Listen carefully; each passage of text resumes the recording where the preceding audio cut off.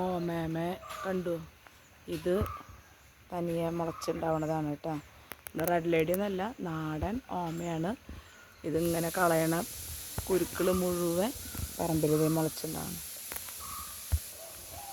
ഓമയുള്ളവർക്ക് അത്ര അതൊരു ഇഷ്ടം ഉണ്ടാവില്ല, താല്പര്യം ഉണ്ടാവില്ല കറി വെച്ചാലൊന്നും. പക്ഷേ ഇല്ലാത്ത ആൾക്കാർക്ക് ഭയങ്കര ഇഷ്ടമുള്ള ഒരു ഫ്രൂട്ടാണ്. പിന്നെ അതുപോലെ നമുക്ക് ഉപ്പേരി വയ്ക്കാനും നല്ലത് തന്നെയാണ് ഓമ.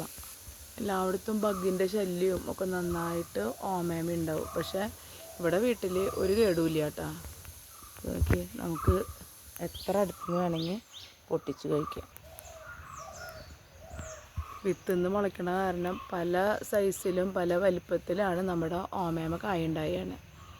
അപ്പോൾ വലിയ മില്ലി ബഗ് ഒന്നും കാണാനില്ല. കണ്ട, ഒരു കീടനാശിനിയുടെ ആവശ്യവും ഇല്ല. കാരണം അതുമ്പോൾ കീടങ്ങളൊന്നുമില്ല. നമ്മൾ സാധാരണ നനയ്ക്കണ പോലെ നമ്മൾ പറമ്പ് നനയ്ക്കുമ്പോൾ അതിന് വെള്ളം കിട്ടും. നാട്ടിൻ പ്രദേശത്തൊക്കെ തൈകൾ തനിയെ മുളച്ച് ഉണ്ടാവും കേട്ടോ. അപ്പോൾ ഞങ്ങളുടെ വീട്ടിലും അങ്ങനെ തന്നെയാണ്. അപ്പോൾ നമ്മൾ ഒരു തൈയൊക്കെ മുളപ്പിച്ചാൽ റെഡ് ലേഡി കിട്ടിയില്ലെങ്കിൽ, റെഡ് ലേഡിയുടെ ഇതെന്താണെന്ന് വെച്ചാൽ അതൊരു സീസൺ കഴിഞ്ഞാൽ, അല്ലെങ്കിൽ 2 ട്രിപ്പ് ഉണ്ടായി കഴിഞ്ഞാൽ അത് ഉണങ്ങിപ്പോവും.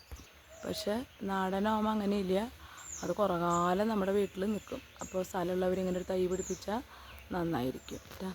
അപ്പോൾ ഇഷ്ടമെങ്കിൽ ഷെയർ ചെയ്യുക, സബ്സ്ക്രൈബ് ചെയ്യുക, ലൈക്ക് ചെയ്യുക. ഓക്കേ.